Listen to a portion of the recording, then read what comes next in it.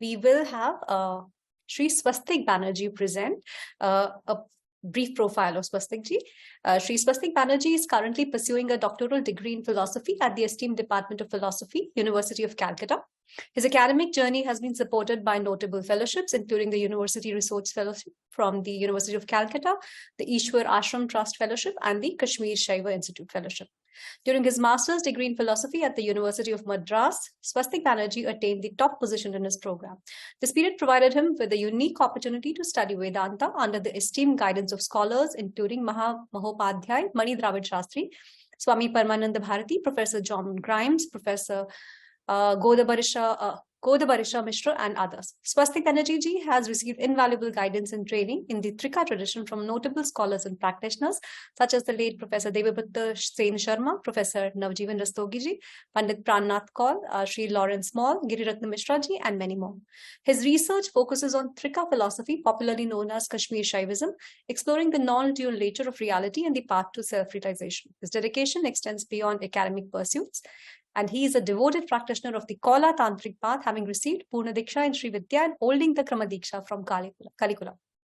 Guided by experts, he continues to delve into the esoteric and occult systems of both Eastern and Western traditions. He has presented his research at various state, national, and international conferences, including esteemed platforms like IIAS Shimla, Jadavpur University, ICPR Banaras Hindu University, and so on.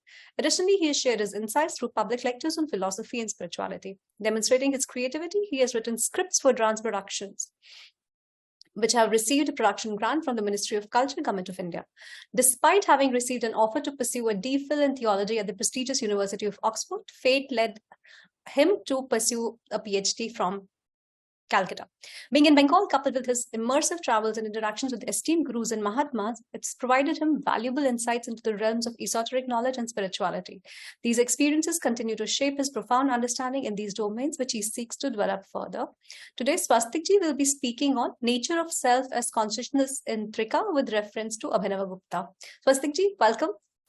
And as requested, do keep an eye on the time. Yes, I will be keeping it very short and just focusing on the arguments.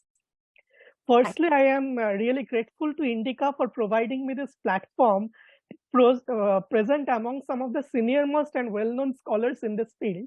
I'm just a student who is studying Kashmir Shaivism or Trika philosophy and just preparing myself. So my today's presentation is on self-consciousness. To put it more precisely, Chaitanyam Atma. Chaitanyam Atma is the very first Shiva Sutra which we come across. And it really puts forward the statement of this system. So in the beginning, I will do a Mangalacharan, which is taken from Abhinavagupta's commentary on Paratrisika. It goes, Yasyam antar vishwam etad vibhati bhaya bhasam bhasamanam visrishto shobhe shine anuttaram stitautam vande devim swatma samvrittim ekam. I have translated this as like trying to take in the essence. I fix my essence like one day I have because there is no duality. So my consciousness, which is in this individual identification with the body, is getting fixed with the glorified supreme state of effulgent being, Devi, in whom the entire cosmos or my entire experience of reality shines, appearing to be externally manifested or appearing to be different from me. Beyond this agitation has been the differentiation of objectivity. Beyond this agitation of objective multiplicity, she resides unsurpassed supreme. Like she is not only just like the immanent experience of my as the cosmos, but also unsurpassed, as in the transcended, unchanging, supreme state of consciousness, which is one with this immanent, which is none other than the dual self-aware consciousness. Now, this which is none other than a non-dual self-aware consciousness. So I'm using English terms. Let me just translate it. Consciousness here is Chaitanya. Self-aware or self is my ahamta or the Atman, which I experience as myself, or a very given state of being where I know myself or I am here. The very sense of I, but not the I identified as swastik or the object. Consciousness in this doctrine, which is Chaitanya, is universal, it is immanent and transcendent, somewhat. It is conscious of itself. that is Chetate iti Chaitanya, is the definition given. That which is conscious of itself. Now, the individual consciousness which is created by our mind is the Chitta. Because there can be a confusion when we use the word consciousness as consciousness being an epiphenomenon of the brain, and consciousness being the core idea of debate right now. Whenever I say consciousness, it is taken in the sense of Chaitanya, which is not the epiphenomenon of the brain. The epiphenomenon of the brain is known as Chitta in this system. They're not calling it brain, but the limited Chitta is Chitti Sankocha, that is the limited or the condensed consciousness limited within our body and objective experience. So Abhinavagupta is one of the most important thinkers of the system, and he has argued on the establishment of this doctrine of consciousness as non-dual. And how he does it is evolves from the given tradition of which is started by Vasugupta as we know it, but it goes back thousands of years to Krodhavattaraka Durvasa Muni and to Srikantanatha. But Krodhavattarika is the first human one, but beyond that is your Srikantanatha, who is a divine being embodying himself as Shiva, and beyond that is the Paratattva, the Amriteshwara Bhairava Swachandanatha.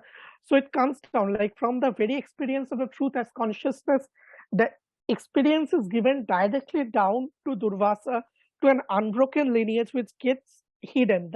This factor of being hidden is being referred as a rahasya, the rahasya sampradaya.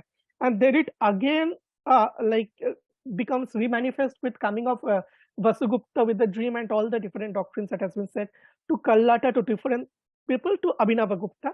And the tradition again remains unbroken to Swami Lakshmanju and his disciples who are continuing the system. The core argument that I am going to present is based on Abhinavagupta's argument, but I am not giving the quotes over here.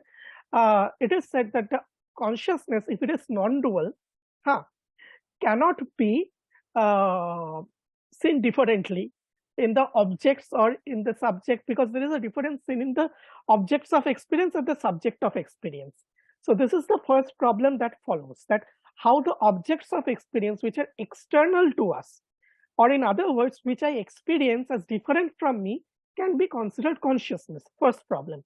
Second problem comes is how the process of experience, the objects of experience are the promeo.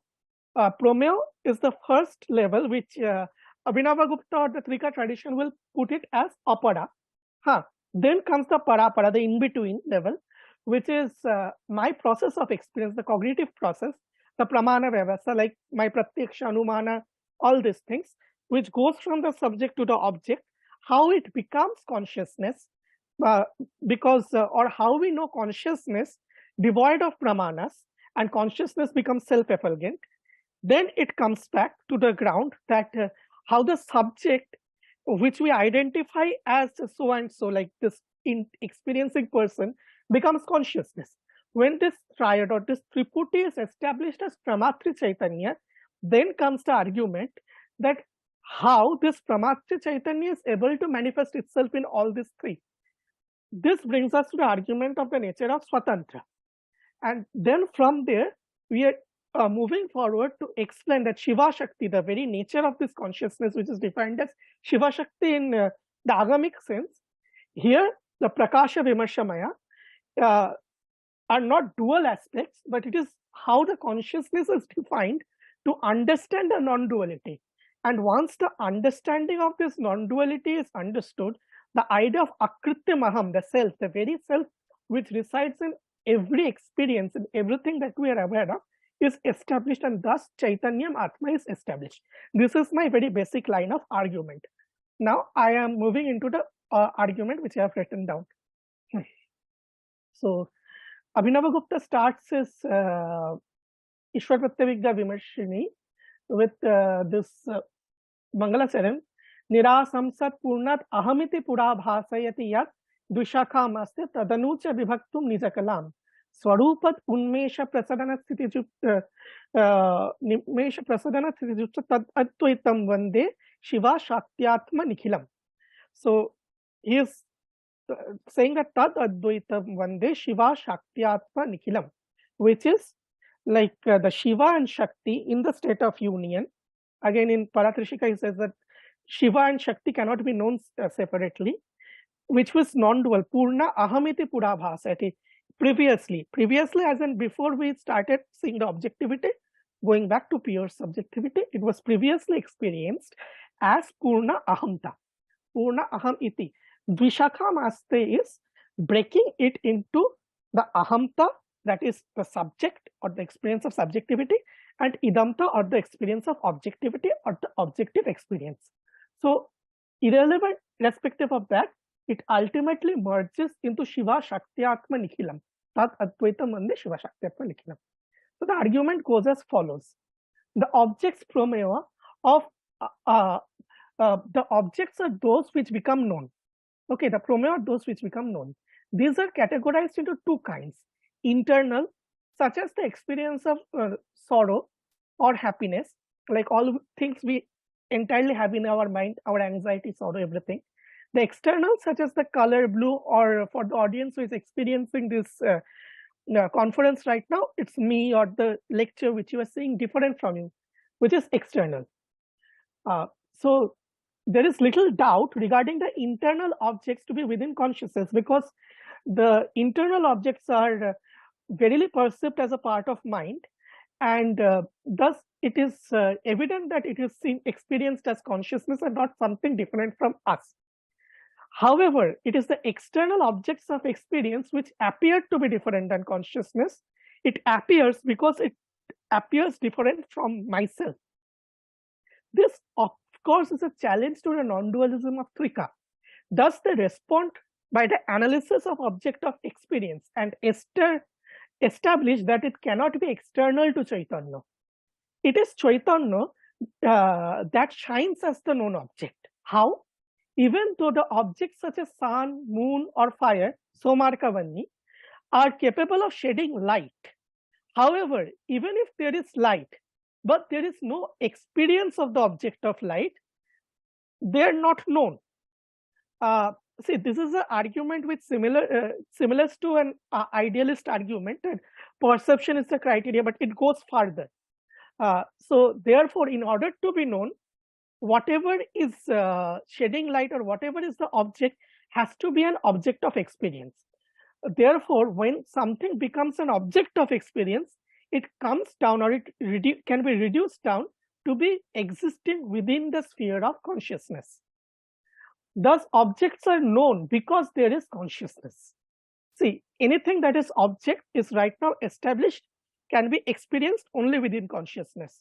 Now they move further into the argument. The objects are, to them applies that to be both known and the ones we are ignorant of. The lack of knowledge about something rests in consciousness only. The abstract ideas and concepts cannot also be different from consciousness. Now, why is it said so? Because the concept of something impossible, like a square circle, should exist within consciousness, only then it can be revealed within consciousness. Similarly, the abstract idea, like the theorems of quantum physics or mathematical doctrines or the ideas of quality and whatever technological development that has happened or is going to happen, is embedded somewhere in reality, and that is consciousness. Now, consciousness itself reveals it outside, and only then it gets manifested in the real world. Even the object of ignorance, like when we are not aware of something, say I can say that I am not aware of who Spider-Man is. Now, a person who does not know who Spider-Man is will come to know who Spider-Man is once he sees Spider-Man. Therefore, the ignorance of Spider-Man is eradicated with knowing Spider-Man. So anything like Spider-Man is just for a reference. Now, now we have to understand how the idea of external, the object, is explained by Trika. They explain that the idea of external, or the term external, the thing that we are calling idam or that or bahit, when applied to consciousness, is different from an objective idea of externality. That is in case of a house and a pot. Now, in case of a house and a pot, or the ghata and the griha, the externality of a pot implies that it is not included in the pot. Moreover, it is a relation of conjunction or songjok that plays an important part over here. Now, relation becomes very important later on also. So there's a separability. Okay, like the pot can be separated from the house, and it is external and it is different. However, in case of consciousness and the object is not different from consciousness, nor is it in the relation of songjok, but it is again in the relation of tadatma. That is, if we try to say something is different from consciousness, then it is something which will never be an object of someone's individual awareness or any sort of awareness. Thus, ultimately, it will be reduced to something that remains eternally unknowable, and nothing can be derived about that. Thus, it is redundant to even discuss about something like that. So whatever is residing is ultimately residing into a domain of I consciousness. Now, this I consciousness is ahamta, is something we will discuss again later. Hence, they argue that the notion of an external object separate from consciousness is redundant. So, positing an separate existence than other than consciousness is not required. The relationship between the consciousness and the objects perceived within consciousness is explained by the analogy of Darpana Nagarvat, or the city within the mirror. It is used to illustrate that while the perceived objects within consciousness may appear to have depth and multiplicity, there is ultimately no difference between these objects and the consciousness itself. It is further emphasized that what distinguishes consciousness from an inert object like mirror is its inner activity of experience. Consciousness not only sheds light upon and reveals the object, but it also experiences and cognizes the object. The external presence of the object, which are experienced by the subject, are therefore perceived within the consciousness. Now the question comes, how this multiplicity of object is explained? See, here the multiplicity of object is explained by stating that the object is multiple, because when we see the object as say ghata and not pata, that is, it is a pot and not a cloth, this idea of exclusion is embedded in the power of Aishwarya or Shakti. So when we try to understand this objects as ghata and not pata, and pata as not ghata, that is x as x and y as x as x and not non-x, and y as y and not non-y. So these two categories are ultimately, while analysis by Apohana analysis, that we ultimately reduce that it is through Shakti that the Vishwa Vaichitra, or the multiplicity of the object, due to its very property of Aishwarya of consciousness or Swatantra, it manifests the Vaichitra of this multiplicity. This is the very basic argument given on explaining the multiplicity. So it is consciousness which is appearing as the object in its multiple different forms, and it is not, thus there is, even the multiplicity itself does not necessarily distinguish the external objectivity from the essence, that is consciousness. Now the process of knowing, pramana, involves a contact between the object and the subject. These instruments of cognition, which is known as antakarana. Now, antakarana in Advaita Vedanta is mano, buddhi, chitta, ahamkara. In Trika, it is man, buddhi, and ahamkar. So, these three are going together and taking the shape of the object, quite similar to Advaita Vedanta, but also not absolutely similar. So, but the structure of it is man, buddhi, chitta. So, the antakarana themselves are incapable of revealing anything. So they are themselves dependent on a driving force, that are the Karaneshwari Shaktis, which is a part of consciousness. This driving force gives life to the Antakaranas and makes them function. Therefore, it is this Shaktis of the driving force, the Karaneshwari, Gochari, Bhuchari, Dikchari, Khechari, and ultimately Chidgaganachari, this Shaktis moves it towards the object to manifest it. So there are those which are Shaktis which are existing in the object. There are Shaktis which are existing in the process of cognition, and there is a Shakti that is existing in the subject. These three move and interact to make the very process of pramana vyavastha to happen. So without this Shakti, which is an invariable part of consciousness, it is the objects will not get its life or will not become visible. The cognitive process involves consciousness, which means consciousness plays a crucial role in our ability to understand it. The instruments of knowledge, such as our senses and mental faculties, can only fulfill their functions because of consciousness. Light and darkness are important factors in our visual perception. However, the experience of light as well as perception of objects are only possible because of this. Even now, our cognitive instruments fail when there is themselves and lack of experience due to flawed understanding. This flawed understanding is also a part of consciousness, which is generally resolved by the proper understanding. Thus, they are not separate. So when someone has new knowledge or awareness of stating that I have not known this before, the recognition of the absence of knowledge is rooted in knowledge, which is an object of consciousness. So it is often said that the consciousness, it is through consciousness that the subjective experiences and everything arise. Thus, it is said that the Chaitanya is the eye of eyes, the mind of the mind. It comes in Keno and the Upanishads. It has neither eyes, but it sees it all. It has neither ears, but it hears it all. It is not the mind, but it knows it all. Thus, consciousness, which is the locus of all process of experiencing, does not need another cause or another pramana to experience itself. It is because the causality, if we go through the arguments of causality, the cause leads to the effect, but the effect is not needed to bring us back to cause. But it is simply a process of pratyabhigya or withdrawal, which brings us back to the mula pramana, which is consciousness.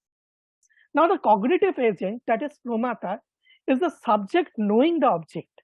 He or she is known as the seer. The experience of being is a subject is an experience of embodiment. This embodiment is an object of conscious experience. If we withdraw from the senses of the object, the conscious cognitive process, and even the experience of experiencing myself as someone, then by the removal of all concepts which we identify as the embodiedness, we end up in a sort of voidness. Now, what happens here is like the Buddhist school, they ultimately reduce the individual person as containing skandhas, because that is how we know our embodiment, and ultimately it reduces into a unspeakable state, which is known as sunyata, voidness. It's just the lack of definition. In Trika Shastra, it is known as anakhya because it cannot be said. So there was withdrawal from the state of objectivity, and there was a state of anakhya, and it comes in Shakti. Then there was a withdrawal from the process of experience. Then there was anakhya, and we come to the subject, and we start analyzing the subject as in I am knowing. This is what constitutes me as the knowing subject. And then we do a laya, that is, if my or I is withdrawn, I as an identified embodied subject, embodied as the Swastik Bannerjee or whoever is listening, is withdrawn, there is a state of anakhya, which cannot be spoken of. This void is that. So it is the lack of ability to define. However, this does not reject consciousness, which is being present as the experiencing itself at this point. Thus, pramata is also dependent on consciousness. So consciousness itself is the only factor which is independent of all this, but independently capable of revealing this triad of para, apara, para in the form of mata, mana, maya, and thus consciousness of pramatra chaitanya becomes swatantra. But Therefore, it is because of this consciousness or because of this Chaitanya, Parasamvit. Parasamvit as in Samvit is which has the Vedana of itself, and Para as in the unsurpassable state of Santur, Anuttara Parasamvit as they call it. It is because of this everything else shines. This Swatantra is the essence and the main Shakti. Why Shakti? Because this is what makes consciousness consciousness, and this is the next part of my focus of argument. Consciousness, however, is independent and shines on its own accord. Thus, it is Swatantra. It is because of this everything shines. Consciousness has an inherent ability to shine and reveal itself. That is a Swatma Prakashya, Paramananda Lahari, Parachaitanya Deepaka, Swayam Prakashakirana, Nitya Vaibhava Shalini. These are the statements used for consciousness Vidya. Relying on any other means of knowledge, consciousness is often regarded as a foundational principle of awareness and knowing.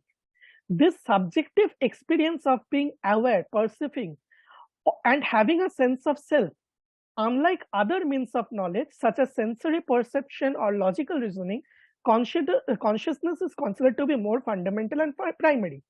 It is the very essence of our subjective experience, the source from which all perceptions, thoughts, and experiences arise. It is not contingent upon external stimuli, but dependent on any specific conditions for its existence. If consciousness were dependent on external factors of experience for its illumination, it would compromise its nature of being Swatantra. The notion of Swatantra being the exclusive quality of consciousness suggests that it possesses an inherent experience, inherent independence and autonomy. Thus, it is not reliant on anything of functioning, and it is the thing that makes everything else function or be revealed. The consciousness, as I previously discussed, is defined as Chetate iti Chaitanya. Consciousness is known as Pramatri Chaitanya, which is the unchanging substratum. In Krama doctrine, we see 12 Kalis. In the center is Kala Samkarshini, which is beyond the Krama, or an indication to the name of the 13th or the state which is beyond any of these modifications of the 12 or the process of knowing, but it pervades all these states. So similarly, here also it has been used in different names, sometimes as Parameshwara, Parabhattarika, Kala Samkarshini. Even when we read Shambhu Panchashika, we find it as Chit Surya. So the name does not matter, but the idea of the truth given here is Chetate iti Chaitanya, or the consciousness which is self-experiencing or which is conscious of itself. It is further posited that the consciousness is reflexive in nature. That is, experiencing itself means it is reflexive. Like a mirror, it reflects on itself. This reflexivity, therefore, defines as the most serves as the most defining character of consciousness. Thus, consciousness is defined as Prakasha Vimarshamaya. This is another word used for Shiva Shaktiyatmaka, where Prakasha is Shiva and Vimarsha is Shakti. The Prakasha comes from the root Kash. Kash means to shine, and Prakrishta Kash is the Upasarga added, and it becomes Prakrishta Kash, to shine or to shed light upon. Now, the shedding light upon is a nature which is shared by other things also, like sun, moon, fire, etc., even our electric lamp and everything. But what makes Prakasha or consciousness different is the aspect of Vimarsha. Now, Vimarsha is a necessary aspect of consciousness. Mrish Dhatu means to do vichara or to analyze. Now, just shedding light is not the only thing, because there is nothing else except consciousness. There is nothing else to shed light upon. So consciousness itself sheds light upon itself like a mirror and experiences itself. Like it is said that experiences itself and becomes and therefore the Ananda comes, like to us from Anuttara experiencing Anuttara becomes Ananda, like the experiencing of the whole self. Thus, the Yamala Murti of Shiva embracing Shakti and absolutely in the state of non-separability is a big indication.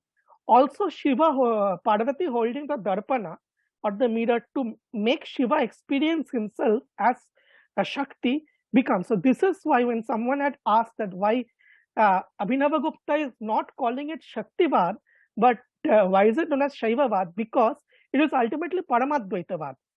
Everything that Shiva does, which is Shatta or the Prakasha, is because the consciousness is experiencing itself, or the Shiva's consciousness is experiencing itself as Shakti, and within this Shakti, it cuts itself into two, and once, like from A, it becomes E to U.